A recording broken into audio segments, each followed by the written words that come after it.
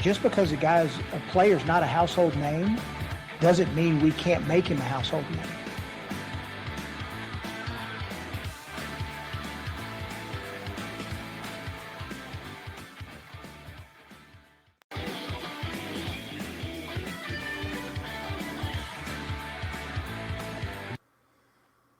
All right, so I'm going to start this all over. I am sorry. I had an issue.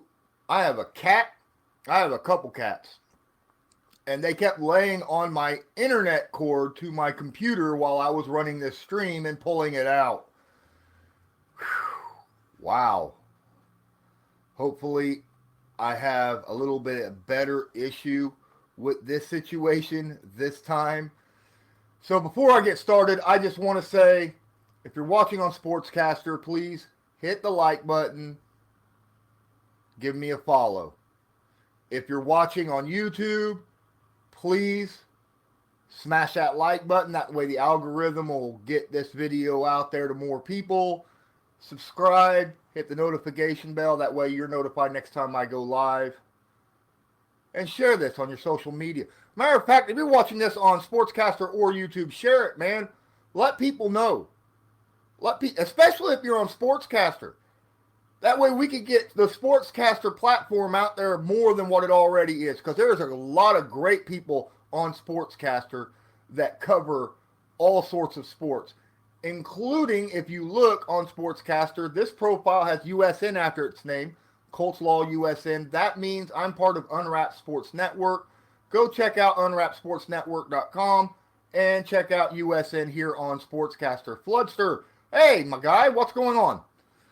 All right, so I'm going to cover this article here on Clutch Points.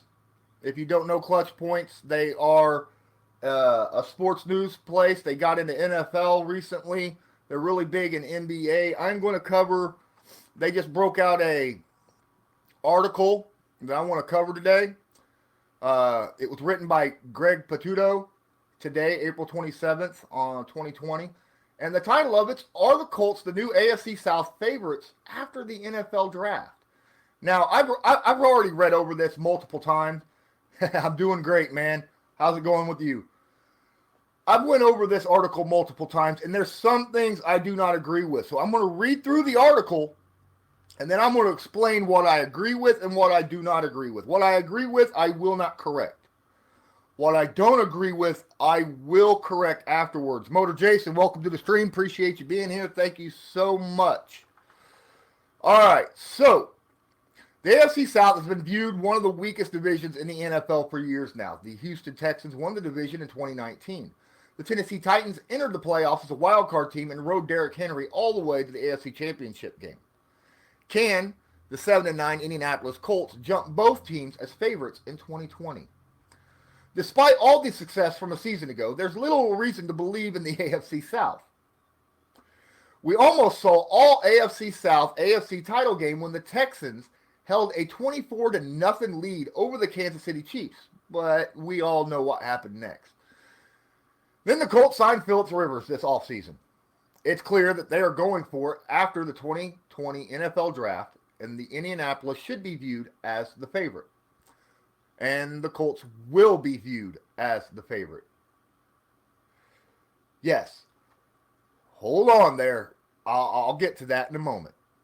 Let's just take a moment to mention the Jacksonville Jaguars. Now remember, this is the article writer, not my opinion. They are in the AFC South, but will not come close to the conversation of who's the favorite. And the Texans won 10 games a season ago, but Bill O'Brien's still in charge. After many believed that O'Brien should be fired, the Texans decided to name him general manager. Texans should have lost their minds over this one. Not only is a poor football coach on the sideline, but he's also proving to be a worse GM.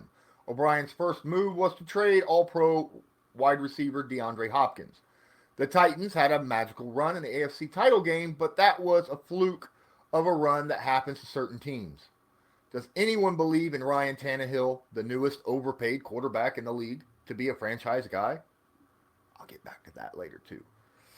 Both Tennessee and Houston can be expected to take a step back, and that leaves the Colts in prime position. Indianapolis improved greatly at the most important position on the field. Rivers was given weapons in the draft to work with. They used the number 34 pick to grab wide receiver Michael Pittman and the number 41st pick to grab Jonathan Taylor. These are two players that are expected to come in and start right away for the Colts. They added two impact players to go with their veteran quarterback. The Colts won 7 games last season.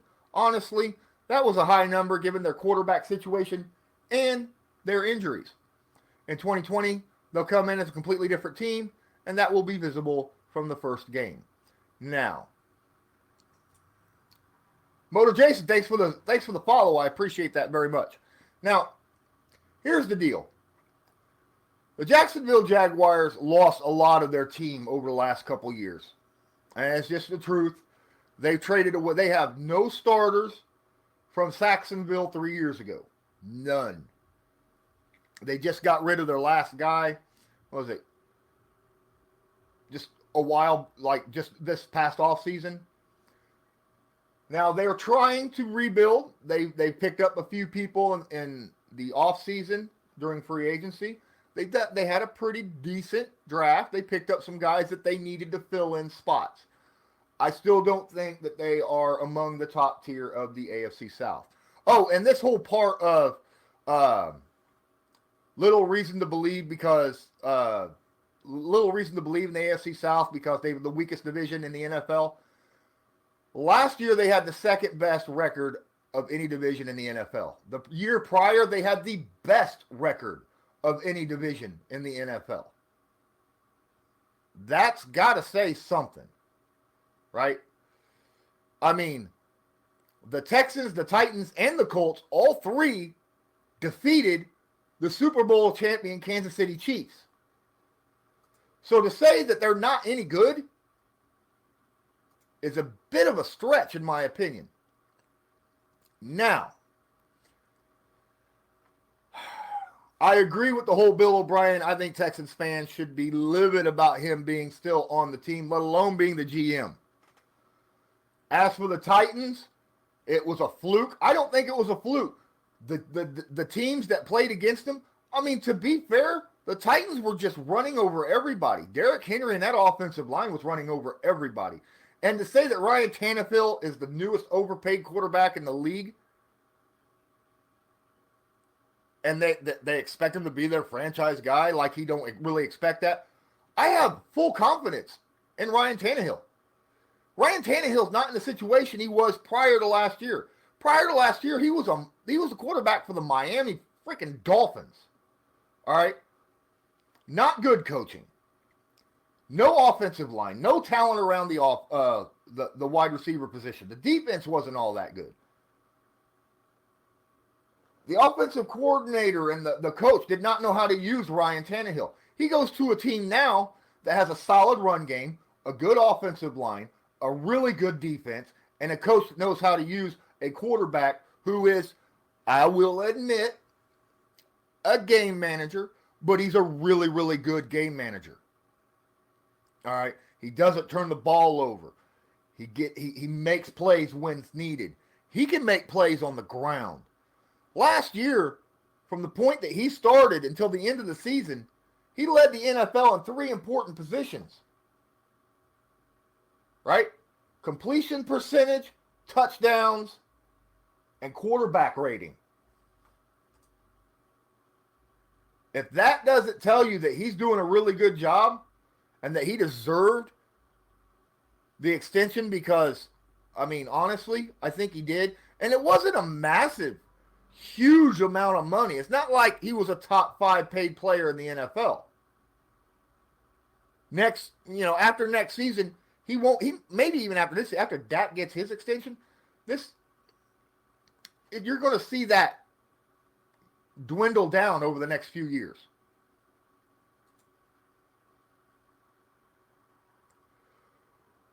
So, what I'm expecting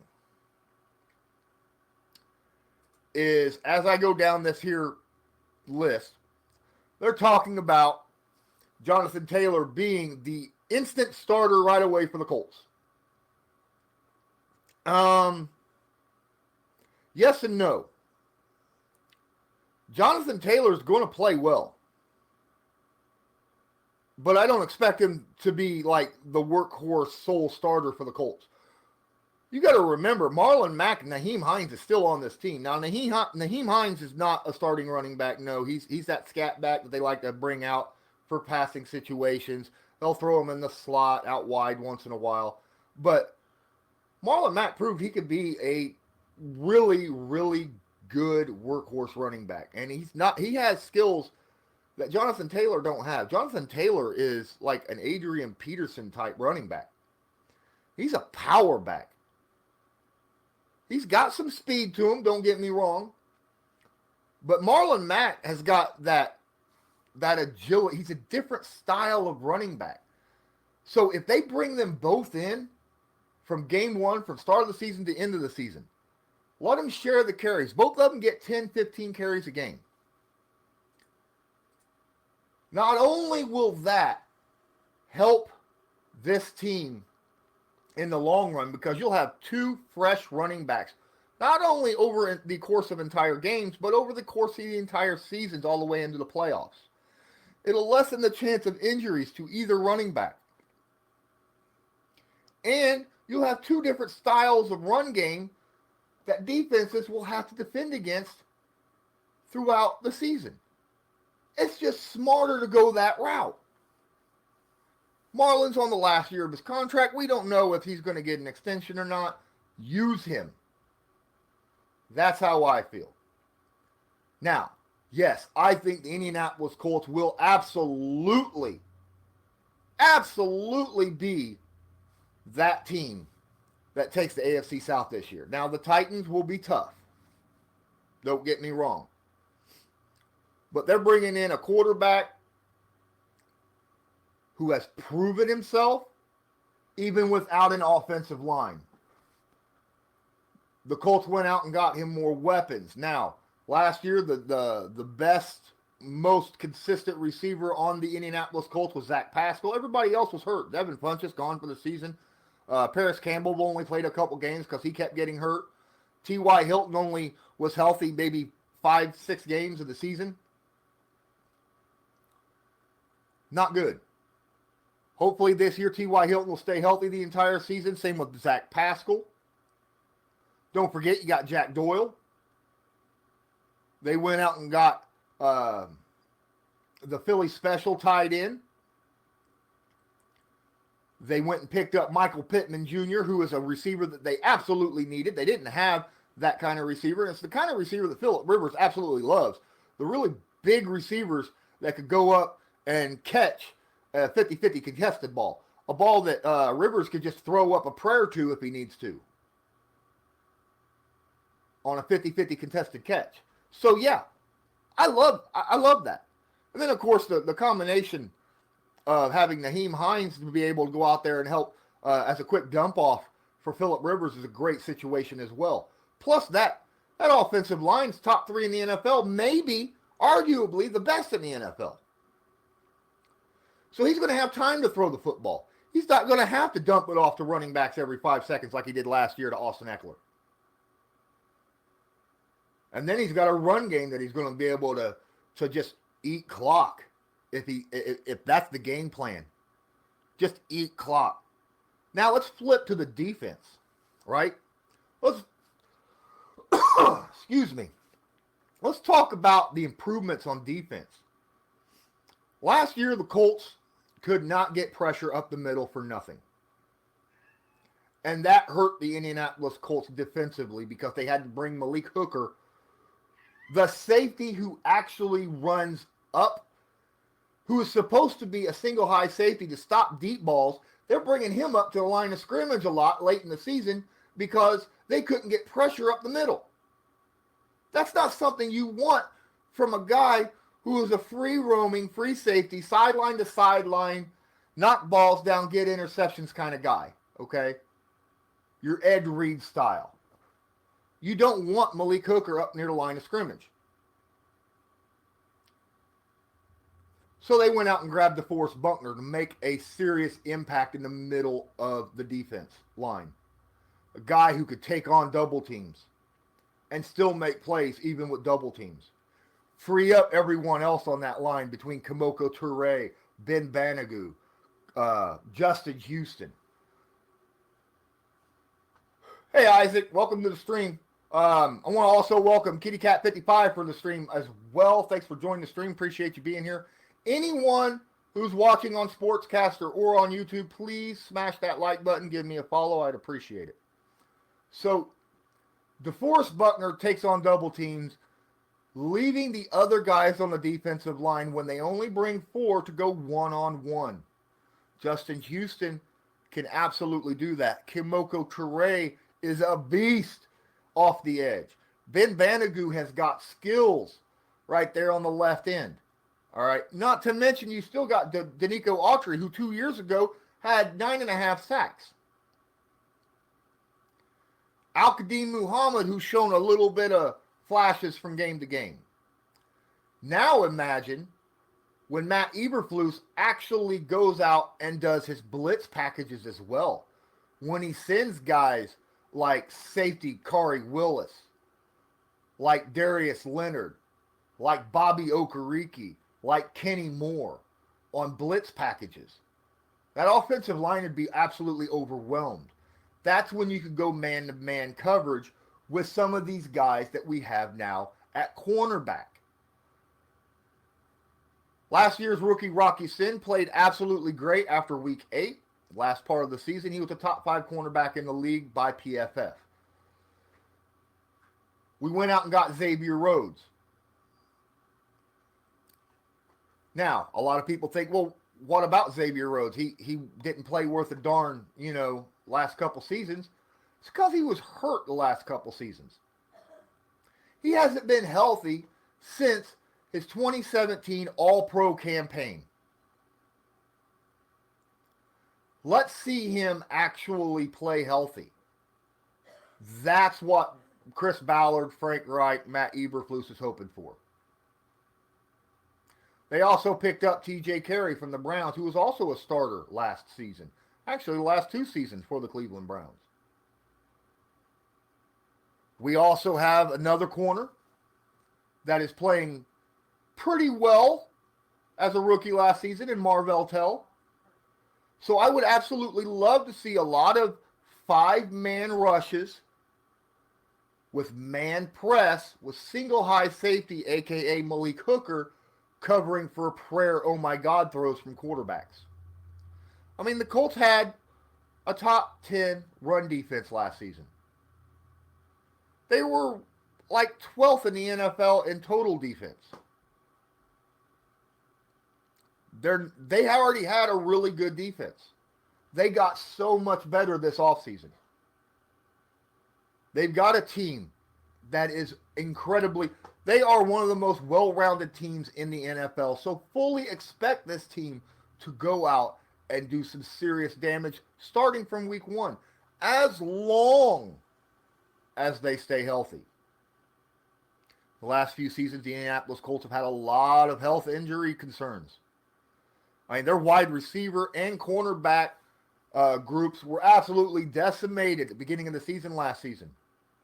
The cornerbacks, though, luckily, did not last throughout the season. They started to get healthy towards the back half, but the wide receiver group just got worse and worse as the year went on, to the point where a normal number 4 wide receiver, Zach Pascal, had to step up, which he did, and did a fantastic job, having about almost, 650 yards receiving for what is normally a wide receiver 4 position. But he should be back to that wide receiver 4 position after the draft of Michael Pittman and having Paris Campbell and T.Y. Hilton also on the team. Now, Pittman might end up being the number 2 receiver. He should be that number 2 receiver, and T.Y. Hilton should be the number 1, even though Pittman is traditionally a true number 1 receiver by skill-wise and size-wise. And then Paris Campbell could be that slot guy. Or Paris Campbell could flip between T.Y. and himself being on the edge and in the slot. Either way, this is going to be a very impressive offense to watch as Phillip Rivers throws that football down the field when he needs to, when they're not just chugging the ball with Marlon Mack and Jonathan Taylor.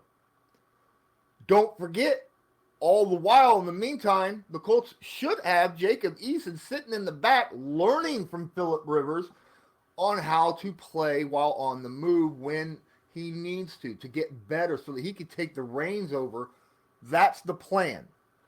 Now, Frank Reich stated, remember, Jacob Eason is a 4th-round pick. He may not even make the team. He might not make the 53-man roster. I don't believe that. He's like, well, him and Chad Kelly are fighting for the 3 spot. That is the truth. That is the truth. Him and Chad Kelly are fighting for the 3 spot. I don't expect Chad Kelly to win. If he does, good for him. But I broke down Eason's tape. Eason's just a beast. He can make every throw beautifully when he's standing still. He just needs to learn 2 things: how to throw on the run and how to command a locker room. Because his demeanor is not that way. He can learn a lot from Jacoby Brissett in commanding a locker room and commanding that huddle. He can learn a lot from Phillip Rivers as well in that whole situation. I've seen the mic'd ups for Phillip Rivers. I know how he acts. He's got a great attitude, but he knows how to take command of his team. That's something that Jacob Eason needs to take under and learn from both these guys. So, right now, I can't give you a guarantee on what I think the Indianapolis Colts will end up being at the end of next season. I still need to check out training camp and some preseason games, look over that. But right now, I fully expect them to win the AFC South. I fully expect them to get at least 10 games won. I fully expect 10-6 minimum. But I got to see them in training camp, which I will be going this year, obviously. I will be getting some interviews, hopefully. I've been speaking to some guys in the front office, hoping to get some of that situation down and possibly get some interviews for you guys. But, yeah. So that is me covering Clutch Point's article that just got posted today called "Are the Colts the New AFC South Favorites After the NFL Draft?" I threw all my points into that. I want to thank everyone, including Gunners Love 192, for joining the stream here on Sportscaster. And once again, if you like this stream, please smash that favorite button and go up there. Give me a follow. Hit subscribe if you're watching on YouTube. Hit notification bell. And please share this stream to social media, whether you're watching on Sportscaster or on YouTube. Please share. Word of mouth, people sharing what they like to other people who have similar interests are the best way for guys and people like me to get more exposure so that I can continue to bring content to you. So until next time, I am Lawrence Owen. This is Colts Law, and as usual, I want you to have a good one.